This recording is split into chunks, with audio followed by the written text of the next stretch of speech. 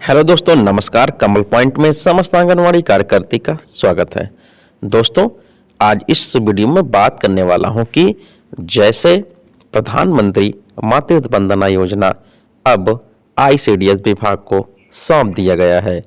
जो भी गर्भवती माता या धात्री माताओं का रजिस्ट्रेशन किया जाएगा वो आंगनवाड़ी कार्यकर्ती द्वारा किया जाएगा। तो दोस्तों, आज इसी टॉपिक के बारे में बात करने वाला हूं कि कौन से लाभार्थी पात्र होंगे प्रधानमंत्री मातृत्व वंदना योजना के लिए। दोस्तों, इस वीडियो में बने रहिएगा, तभी आपको वीडियो पूरी समझ में आएगी कि कौन सी महिलाएं इस योजना के लिए पात्र होंगी। चलिए वीडियो शुरू करते हैं। तो देखिए दोस्तों, ये आपका उत्तर प्रदेश का लोगो है और ये आईसीडीएस का है। ठीक है दोस्तों, अब ये देखिएगा यहाँ पर प्रधानमंत्री मातृत्व वंदना योजना 2.0 बाल विकास सेवा एवं पुष्टाहार विभाग उत्तर प्रदेश। अब देखिए दोस्तों, इसके नीचे आएंगे, यहाँ पर उद्देश्य, योजना का उद्देश्य क्या है। पहले क्या है, यहाँ पर फर्स्ट नंबर पे देख लेते हैं, बेहतर मातृ पोषण, गर्भवती महिलाओं एवं धात्री माताओं के स्वास्थ्य एवं पोषण व्यवहार में सुधार लाना। दूसरा नंबर क्या है, आंशिक वित्तीय सहायता, अर्थात गर्भावस्था के दौरान व प्रसव के उपरांत पर्याप्त पोषण व देखभाल के लिए जो है आंशिक वित्तीय सहायता भी दी जाएगी। फिर यहाँ पर क्या है देखिए दोस्तों, तीसरा नंबर, कन्या जन्म के प्रति सकारात्मक दृष्टिकोण। यदि दूसरी संतान बालिका है तो उसके लिए अतिरिक्त वित्तीय प्रोत्साहन प्रदान करना एवं कन्या संतान के प्रति सकारात्मक व्यवहार को प्रोत्साहन देना। अब देखिए दोस्तों, यहाँ पर क्या है, ये पात्रता, यानी कौन सी महिलाएं जो है इसका पात्र होंगी, अर्थात इस योजना से लाभ ले सकती हैं। यहाँ पर दिया गया है एलिजिबिलिटी। ठीक है, यहाँ क्या है, महिला की आयु 18 वर्ष 7 माह से 55 वर्ष के मध्य होनी चाहिए। पहला काम, यानी कि वो जब उसकी एलएमपी डेट हो, ठीक है, तो वो 18 वर्ष 7 महीना पूर्ण कर चुकी हो। मैक्सिमम 55 वर्ष तक है। ठीक है, आयु की गणना माहवारी की अंतिम तिथि से की जाएगी, अर्थात लाभार्थी की आयु एलएमपी तिथि तक 18 वर्ष पूर्ण होनी चाहिए। ठीक है, दूसरा क्या कह रहा है इसमें, प्रधानमंत्री मातृ वंदना योजना का लाभ पात्र महिला को पहले 2 जीवित बच्चों के लिए ही प्रदान किया जाएगा। यदि दूसरी बच्चा क्या हो, बालिका, अर्थात उनकी जो दूसरी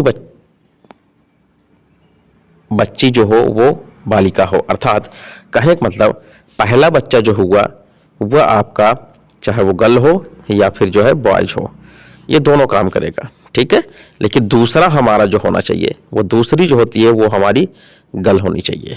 ठीक है, दूसरी 100% गर्ल ही होगी तभी मिलेगा। अब देखिए दोस्तों, यहाँ पर जो है कुछ मानक दिया गया है, क्राइटेरिया। यहाँ मानक क्या मानक है, अनुसूचित जाति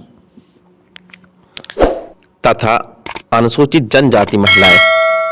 अगला है दिव्यांगजन महिलाएं जो आंशिक रूप से 40% से अधिक या पूर्ण रूप से अक्षम हो, अर्थात दिव्यांगजन का मतलब डिसेबिलिटी हो। ठीक है, विकलांग हो, कुछ भी चीजें नहीं कि जो उनका सर्टिफिकेट बनता है ना, दिव्यांग का सर्टिफिकेट बनाया जाता है, 40% से अधिक हो या फिर पूर्ण रूप से वो दिव्यांग हो। तीसरा है कि यानी कि ये मानक ये है कि इनमें से एक उनके पास इनमें से आईडी होनी चाहिए, यही आपकी जो है मानक है। फिर उसके बाद बीपीएल राशन कार्ड धारक महिलाएं। और देखिए दोस्तों, चौथा है प्रधानमंत्री जन आरोग्य योजना के अंतर्गत आयुष्मान भारत योजना से आच्छादित महिलाएं। पांचवा है ई श्रम कार्ड आधारित महिलाएं। छठा, किसान सम्मान निधि योजना के अंतर्गत लाभार्थी महिला किसान। ठीक है। अर्थात किसान सम्मान निधि मतलब कि उस महिला को किसान सम्मान निधि योजना से लाभ मिल रहा हो, अर्थात पैसा आ रहा हो। फिर अगला है ऐसी महिलाएं जिनके पास मनरेगा जॉब कार्ड भी हो। फिर अगला देखिएगा, ऐसी महिलाएं जिनकी पारिवारिक वार्षिक आय 8 लाख रुपए से कम है। नेक्स्ट है गर्भवती या धात्री, आंगनवाड़ी कार्यकर्ती या सहायिका एवं आशा। अर्थात इसमें कहने का मतलब है कि यदि वो आंगनवाड़ी हो या सहायिका हो या फिर जो है आशा हो, ये भी अपना भी जो आदेश आपको ज्वाइनिंग पत्र मिला हुआ है वो लगा करके भी एक मानक ये बन जाएगा, या फिर CDPO द्वारा वो वेरीफाई किया गया हो तो ये भी एक मानक भी कहा जाएगा। अगला है केंद्र सरकार द्वारा निर्धारित की गई कोई अन्य श्रेणी। अर्थात यदि केंद्र सरकार द्वारा कोई और आपके पास मानक पत्र हो तो वो भी आपका मानक होगा। अर्थात इतने में से जितने मैंने बताए इनमें से एक उनके पास ID होना अनिवार्य है, ठीक है। अगला देखिए दोस्तों, इसमें पेमेंट कैसे आता है दोस्तों, इसका रूल अब बता दें आपको। देखिए दोस्तों, यहाँ पर जो PMMVY योजना का जो फॉर्म है वो आप या तो पब्लिक खुद भरे या फिर आंगनवाड़ी के माध्यम से भराए। जो फॉर्म भरने के बाद सुपरवाइजर उसे क्या करेगा, वेरीफाई कर देगा कि जो है उसमें जो सुपरवाइजर वेरीफाई कर देगी कि आपका ये फॉर्म सही है। वो जैसे ही वेरीफाई करने के बाद वो CDPO के पास जाएगी, अर्थात यहाँ पर ASO बोला जाता है। वो CDPO फिर उसको वेरीफाई करेंगे, फिर उसके बाद क्या करेंगे SNO अर्थात DPO के पास जाएगी। DPO जैसे ही वेरीफाई करेंगे, उसे वेरीफाई करने के बाद वो PFMS के लिए चली जाएगी। PFMS का मतलब पेमेंट के लिए चली जाएगी। और ध्यान रखिएगा पेमेंट कैसे आएगी, जब इस फॉर्म को आप फिलअप करेंगे तो इसमें अकाउंट नंबर या IFSC कोड नहीं मांगता है, वो केवल DBT मोड है।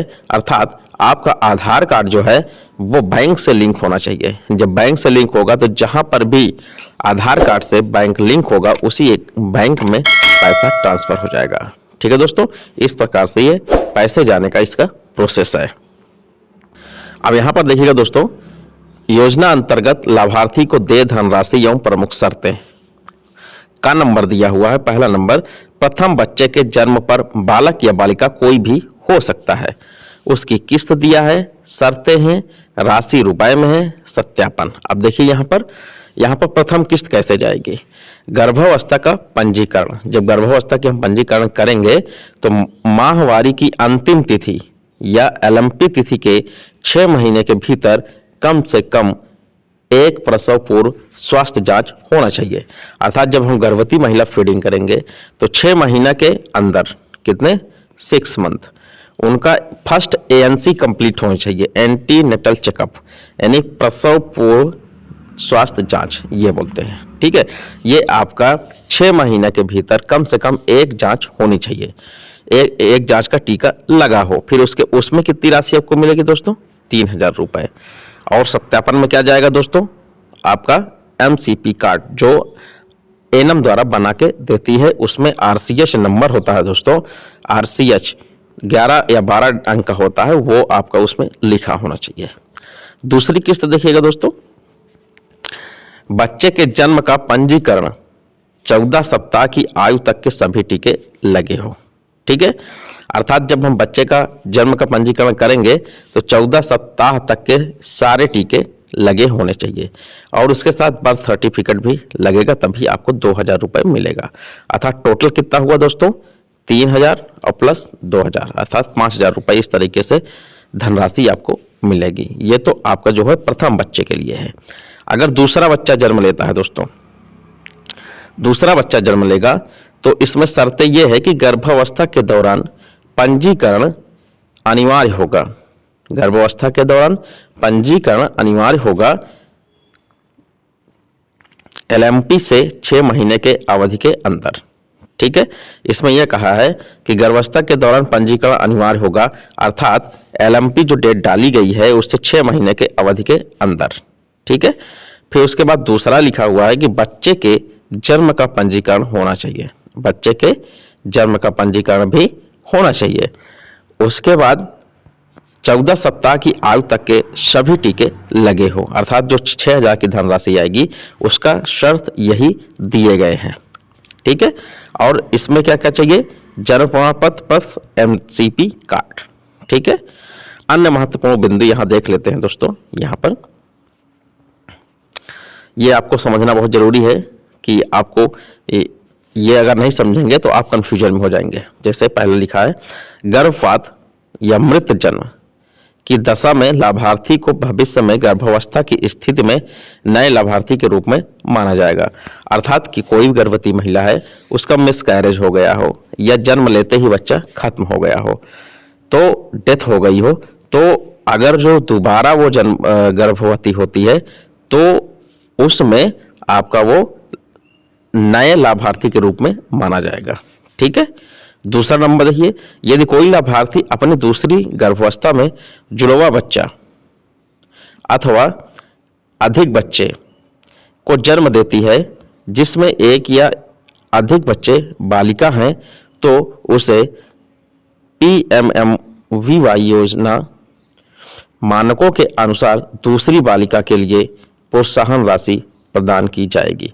अर्थात कहने का मतलब, यदि 2 बच्चे हुए, उसमें आपका क्या हुआ कि लड़का या लड़की या लड़का लड़का जो भी हो दोस्तों, तो यदि लड़की है तो इसमें साफ साफ लिखा है कि मानकों के अनुसार दूसरी बालिका के लिए प्रोत्साहन राशि प्रदान की जाएगी।